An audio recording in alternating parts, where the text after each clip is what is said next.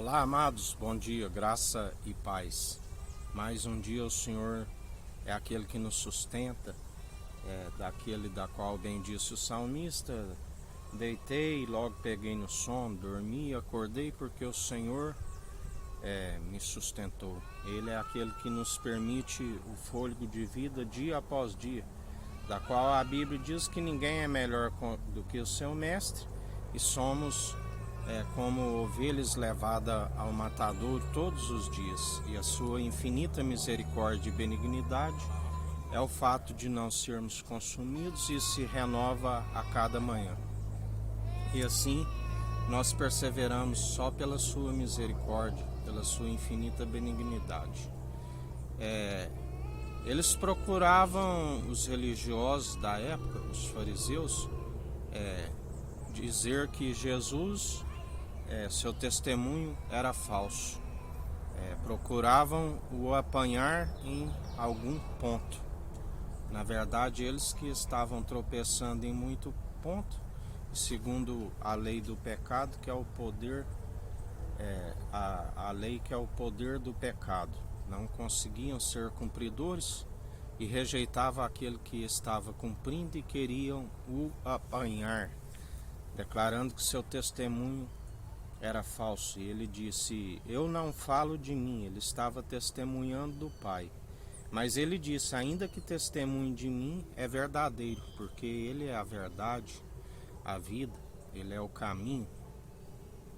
Testemunho é algo que, quando fazemos parte de um contrato, aquele que está ali no contrato, ele não dá testemunho de si, ele chama uma testemunha para participar do contrato.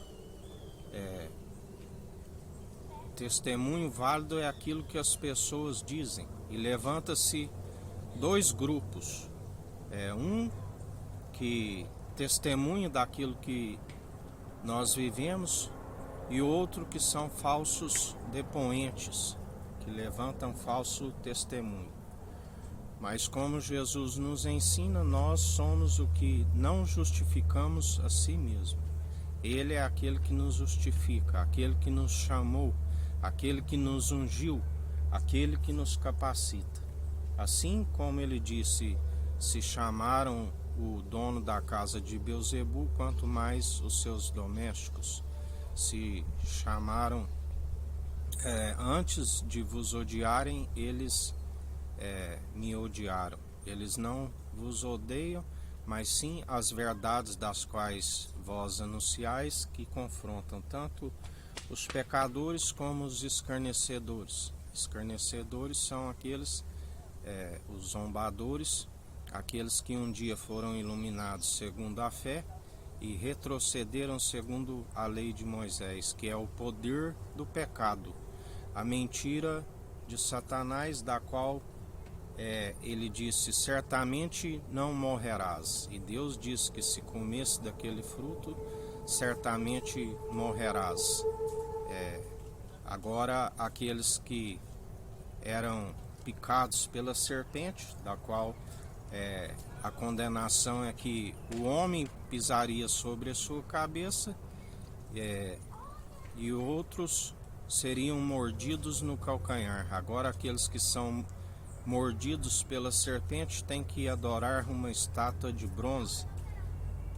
Mas aqueles que perseveram segundo aquele que é do alto têm o poder e autoridade para pisar em serpentes e escorpiões. Aleluias ou glórias. E assim, aqueles que perseveram com a sinceridade na retidão, Jesus conhece. Ele disse: não chamei eu vós 12 e um de vós é um diabo. Ele sabe daqueles que perseveram segundo a graça, segundo um favor imerecido. A lei é poder de ira. Quando aquele povo, Jesus anunciando a verdade, eles o recebiam com pedras na mão, dente por dente, olho por olho. Segundo a lei, mata-se o justo e louva os ímpios. Mas segundo a graça da qual nos foi dada e outorgada, é bem claro que, segundo as próprias atitudes, ninguém julgue-se a si mesmo, porque todos somos pecadores, mas é certo de que é de acordo com as atitudes de cada um que estão escritas no livro, da qual ele disse: dele não se permite zombar, tudo aquilo que semeares certamente ceifarás. A salvação é pelas obras daquele que é justo, quando se paga-se as nossas dívidas através dele, novamente crucificado estão as paixões da carne e não se retrocede, mas se retrocede, temos um advogado, um conselheiro que nos defende do vil tentador. Mas a Bíblia relata que aqueles que perseveram segundo o jugo do opressor, novamente, Jesus nos fala de uma geração má e adúltera, da qual lhe pedia o sinal. E ele dizia que os espíritos imundos, quando se ausentam da casa e fica adornado, eles ficam a vaguear. E assim que aquela pessoa permite novamente a sua habitação, ele volta com outros 7 piores ainda. E o estado daquela pessoa se torna pior do que o primeiro, porque Jesus dizia: a tua fé lhe salvou, vá e não peques mais. Por isso é necessário perseverar nas boas obras. Jesus nos ensina. Ali havia um ladrão com más obras. A misericórdia ele a utiliza como quer, assim como ele promove a alguns pela sua misericórdia, ele rebaixa a outros. Aquele ladrão reconheceu no último tempo, a porta estava aberta e outro o acusava, o zombava, assim como os escarnecedores, enquanto aquele disse: este sim não fez nada por merecer e está aqui, mas nós sim merecemos. Ele reconheceu as suas falhas, os seus pecados. Quando estiver lá, lembre-se de mim. E Jesus disse: hoje ainda estaremos no paraíso. Muito melhor, bem-aventurado aqueles que têm o coração contrito e arrependido, do qual ele não despreza. Bem-aventurado aqueles que testemunham não de si mesmo, ainda que somos autorizados a falar pelo Espírito Santo a respeito do nosso testemunho, testemunhamos as nossas obras que estão expostas, porque aquele que está na luz não tem que esconder a luz debaixo da cama, mas coloca no velador, porque as obras daqueles que perseveram segundo o justo tem que ser imitador daquele que é justo.